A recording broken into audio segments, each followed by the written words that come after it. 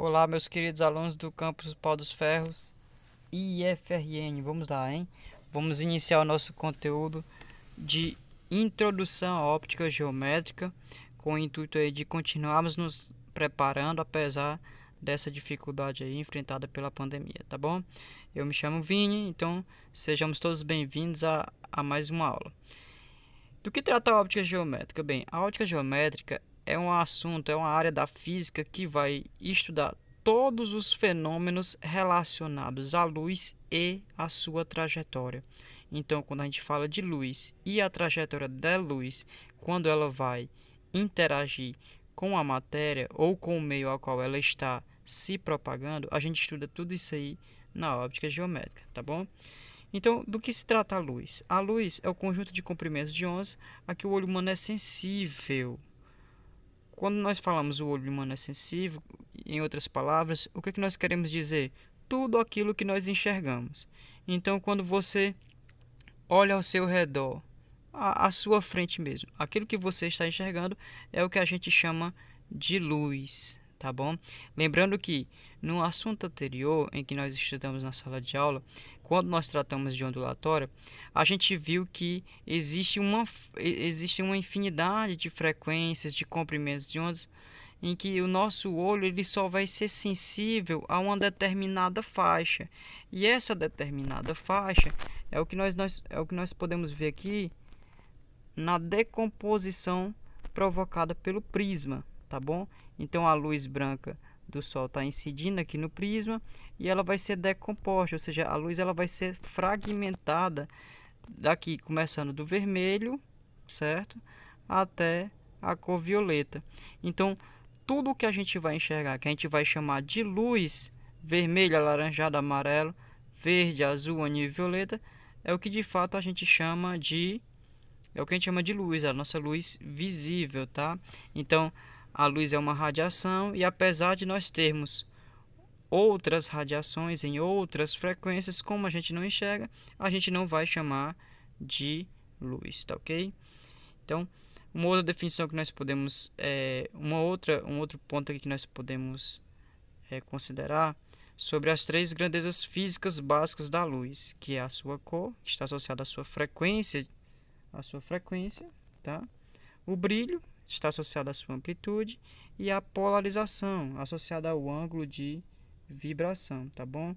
Então, a luz ela é uma onda eletromagnética, nós temos lá um campo elétrico e um campo magnético oscilando de forma perpendicular, tá bom? A gente vai tratar isso em outro momento, mas por enquanto vamos ficar aqui só nessa colocação, tá bom? Então, simultaneamente, a luz apresenta propriedades de onda e de partícula. É um outro ponto que a gente vai estudar mais lá na frente, certo? Quando a luz ela se propaga é porque houve uma fonte, certo? E essa fonte ela pode ser primária ou pode ser secundária. O que é uma fonte de luz primária? A fonte de luz primária é aquela em que os corpos eles vão produzir a sua própria luz, certo? Então, quando o objeto ele emite a luz por si só, a gente chama de fonte de luz primária. Quais seriam essas fontes de luz primária? Nós podemos ter o nosso próprio Sol, né? A estrela, ela tem a sua própria luz. Uma lâmpada acesa, certo?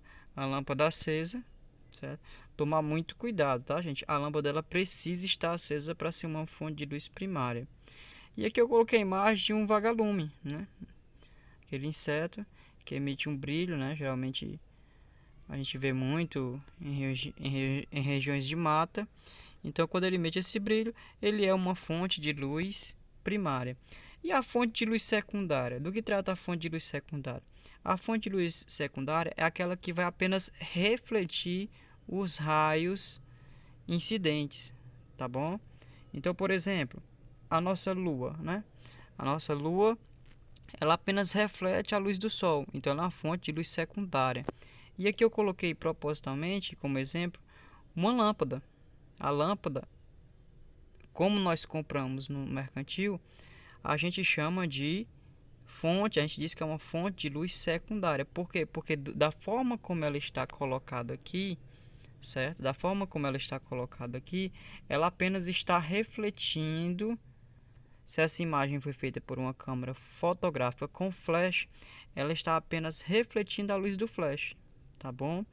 Se a foto foi tirada sem flash, então ela está apenas refletindo a luz do ambiente externo. Então, tomar muito cuidado, porque às vezes isso cai como pegadinha, tá bom? Então, quando a lâmpada ela está apagada, ou quando eu simplesmente falo lâmpada, eu estou me referindo a uma fonte de luz secundária, tá? E a lâmpada acesa, aí sim, ela é uma fonte de luz primária, tá bom?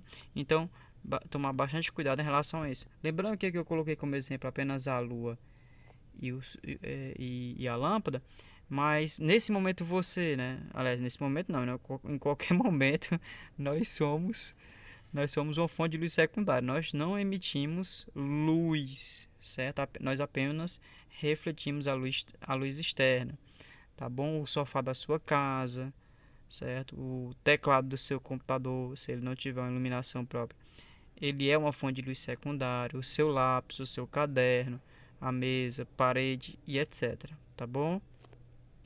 Isso aí são exemplos de fontes secundárias de luz, beleza?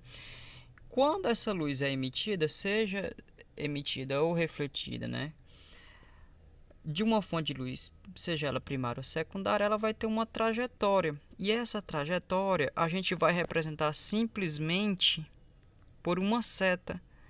Então, o raio de luz ele vai ser representado por uma seta. Essa nossa seta aí, ela vai ter uma direção, né, e vai ter um sentido. Aqui nós temos o que? Um feixe divergente, né? A própria figura já mostra isso, porque a partir desse ponto aqui em comum, os raios eles divergem desse ponto. Aqui nós temos um feixe de luz. O que é um feixe? É um conjunto, tá? Um conjunto de raios de luz que estão convergindo para um único ponto, certo? No caso é isso aqui. Então esse ponto de convergência nos mostra que o feixe de luz ele é convergente. E quando o feixe é paralelo, nós observamos que eles vão ter essa direção aqui, esse mesmo sentido e direção, tá bom? Isso aqui é só uma questão de orientação, tá bom? Então, apesar da gente saber que a luz ela pode se representar como uma onda, a gente não vai usar essa representação aqui. Lembra quando a gente estudou no conteúdo de ondulatória? A gente fez esse desenho, né? Mostrou lá as características, comprimento da onda, sua amplitude, etc. Não, a gente simplesmente vai utilizar essa representação aqui, certo? A gente vai utilizar essa representação aqui para mostrar a direção e sentido do raio de luz. Tudo bem? Dando continuidade, quando a luz ela vai se propagar através de alguns meios, certo? Esse meio ele pode ser transparente. Exemplo de um meio transparente: a lente do seu óculos é um meio transparente. O para-brisa de um carro deve ser um meio transparente, né? O que é o meio transparente? É o meio no qual a luz ela vai ser transmitida, ela vai se propagar sem sofrer nenhum tipo de desvio, sem sofrer nenhum tipo de dispersão, tá bom? Continuando. O meio translúcido é um outro tipo de meio. O meio translúcido é aquele no qual onde quando a luz passa por ele, ela vai sofrer um espalhamento, ela vai sofrer uma dispersão. Então, por conta disso, você vai ter dificuldade de enxergar através desse meio. Exemplo, você está fazendo uma viagem, geralmente em regiões de serra, você tem a famosa neblina. O que é a neblina? É quando o meio ele começa a concentrar partículas, no qual essas partículas vão dificultar a sua visibilidade, né? Do ponto de vista óptico, você vai ter a visão prejudicada, então aquele meio ele é translúcido. Se você pega, por exemplo, uma garrafa PET, eu vou tentar olhar através dessa garrafa PET. A garrafa PET é o meio translúcido, você não vai conseguir enxergar direito. Por quê? Porque os raios que estão passando por ela, eles estão sendo espalhados, eles vão ser dispersos de forma irregular, o que vai dificultar enxergar através dele, tá bom? E o outro meio é o opaco. O meio opaco, mais simples de entender, é aquele em que a luz ela não vai conseguir se propagar. Simplesmente você vai ter uma barreira.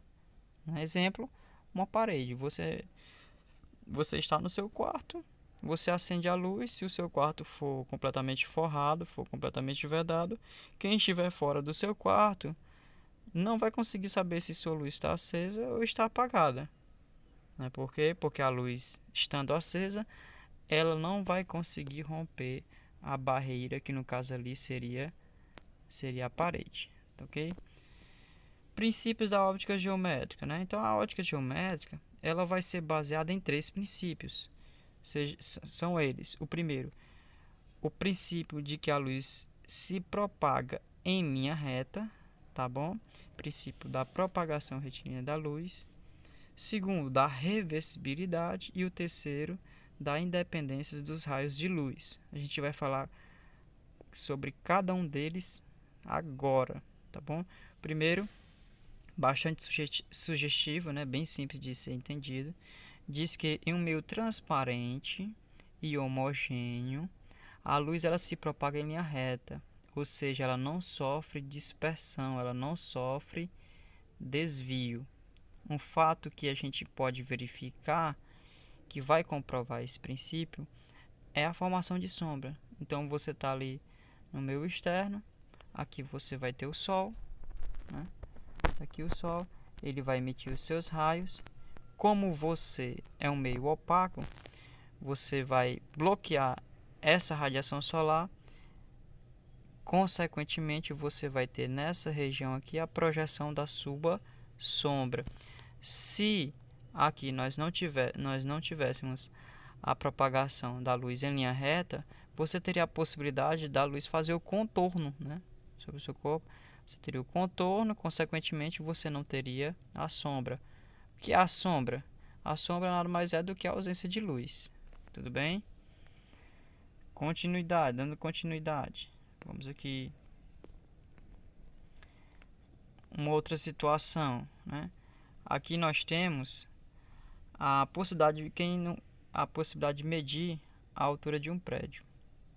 Muitos aqui, principalmente no ensino fundamental, já devem ter feito esse experimento de medir a altura de algum empreendimento. No caso aqui, por exemplo, de um prédio.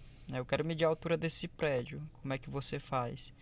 Você mede a sua sombra, certo? Você mede a sombra do prédio, no caso, certo? No caso aqui nós temos 7,6 metros, tá bom? Aí aqui eu vou pegar uma estaca, vou colocar aqui. Essa estaca eu vou medir, eu sei a sua altura, no caso 80 centímetros. Como os raios eles se propagam em linha reta, eles vão projetar sombras tanto do prédio quanto da estaca, de modo que eu vou ter dois triângulos. Eu vou ter um triângulo maior formado pelo prédio, o raio de luz e a sua sombra, e um triângulo menor formado pela estaca, o raio de luz e a sombra projetada devido à estaca, que no caso é de 20 centímetros. Eu vou conseguir estabelecer uma relação de proporcionalidade, certo? Então eu vou ter a altura H do prédio, vai estar para a altura da estaca H minúsculo, assim como a sombra do prédio estará para a sombra da estaca, tudo bem? Eu tenho aí uma relação de proporcionalidade. Então esse exemplo aí que muitos devem ter resolvido no ensino fundamental é um exemplo prático, é uma situação prática do princípio de que a luz se propaga em linha reta. Uma outra, dando continuidade aqui, uma outra situação é o da câmara escura. Na câmara escura, o que nós podemos ter? Vamos lá. Do que se trata a câmara escura? Como é que você faz? Como é que você produz a câmara escura? Nós temos aqui uma caixa, certo? Essa caixa você pode utilizar uma caixa de sapato. Aí aqui nessa região onde você tem um Hzinho, você vai pegar e tirar essa caixa. Você vai tirar a parte de papel, né, a parte de papelão da caixa. Você vai recortar e vai deixar aberto. E no lugar você vai colocar uma folha. Colocou essa folha, certo? Desse lado. E do outro você vai fazer um orifício, como mostra aí à frente. Aí eu vou pegar um objeto bem iluminado, que está sendo representado por essa seta maior. Por exemplo, pode ser uma vela, você pode fazer isso em casa. Você vai pegar uma vela, vai colocar na frente do orifício. Aí você vai ver que a imagem dessa vela, que é o Hzão aí, vai ser projetada no fundo da caixa. O fundo da caixa foi onde você colocou lá o papel, um papel translúcido. Aí você vai lá ter uma imagem projetada, uma imagem menor do que a vela e invertida. Essa imagem menor e invertida, ela resulta justamente do fato da luz se propagar em linha reta. Então nós temos aqui dois raios. O primeiro se propagando aqui, certo? Então, como esse raio ele se inicia aqui na ponta da vela, tá? A ponta da vela vai estar aqui nessa parte de baixo, lá na caixa, no fundo da caixa. E a base aqui, nós vamos ter o que? Nós vamos ter a outra extremidade da vela. Aí eu vou ter um raio de luz se propagando aqui, de modo que a parte de baixo da vela vai estar aqui em cima, do lado oposto da caixa. Então nós vamos ter essa imagem invertida e menor, tá bom? Então nós verificamos aí uma situação em que nós temos aí o princípio da propagação da propagação retilínea da luz verificado. Aí você pode pensar, professor, mas onde é que eu vejo isso assim na prática? A nossa visão. Na nossa retina, certo? Na nossa retina, o que é que nós temos? Nós temos todas as imagens, tudo que você está enxergando nesse momento na sua retina, certo? Na sua retina, a imagem que vai estar sendo formada é uma imagem menor e invertida. Invertida como assim? De cabeça para baixo. Né? Você vai pensar, como assim de cabeça para baixo? Se eu enxergo tudo direito? O nosso cérebro, ele percebe isso, digamos assim, e faz essa compensação. Então você está vendo onde tem esse nome orifício aí na nossa imagem? Trazendo isso para o nosso olho, é como se fosse a nossa pupila, né? A nossa pupila é o orifício por onde a luz vai passar, e o fundo da caixa aí vai ser a nossa retina. Então lá na nossa retina, na parte posterior do nosso olho, a imagem formada vai ser uma imagem menor e invertida.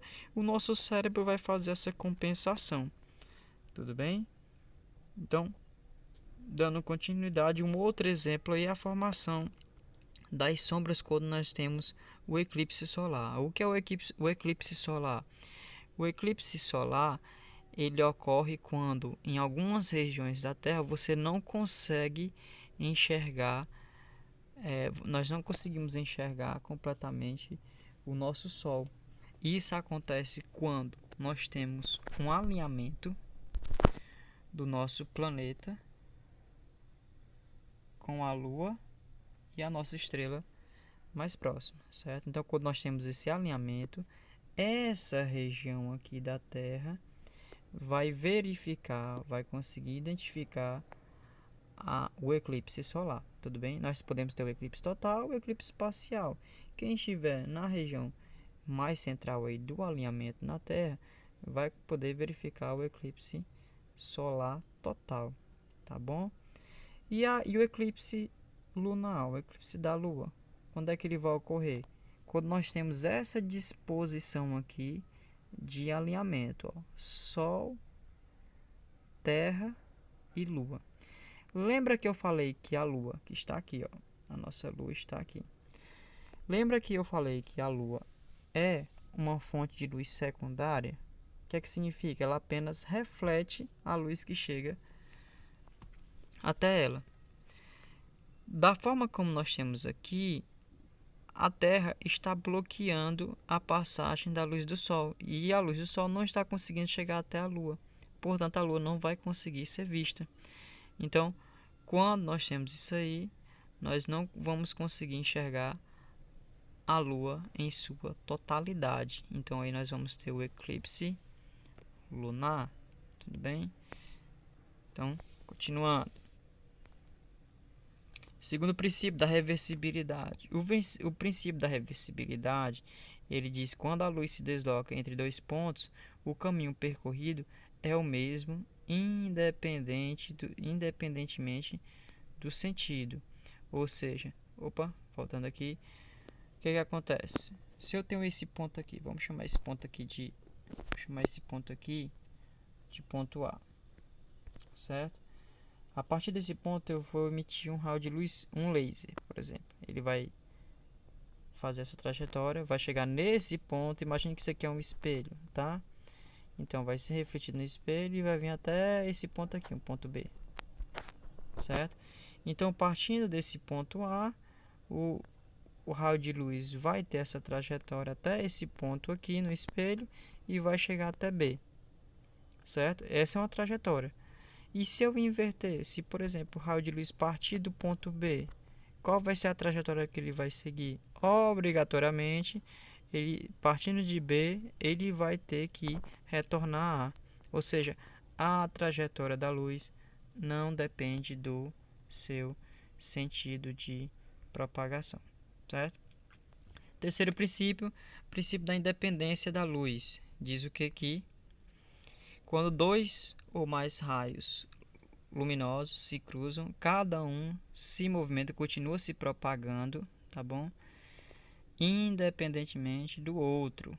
Então, por exemplo, nós temos aqui duas fontes de luz, certo? À esquerda nós temos, imagine uma luz vermelha e à direita nós temos uma luz verde. Então, o que é que vai acontecer aí? Apesar de haver o cruzamento desses raios, a luz vermelha vai chegar lá no chão. Isso aí é uma casa de show, né? Por exemplo. Então a luz vermelha saindo da sua fonte, ela vai chegar até o chão na cor vermelha. E a luz, se a outra fonte for azul, por exemplo, vai chegar lá do outro lado azul. Então, apesar de nesse ponto aqui os raios se cruzarem, isso não vai interferir na cor de cada uma quando chegar até o seu destino final.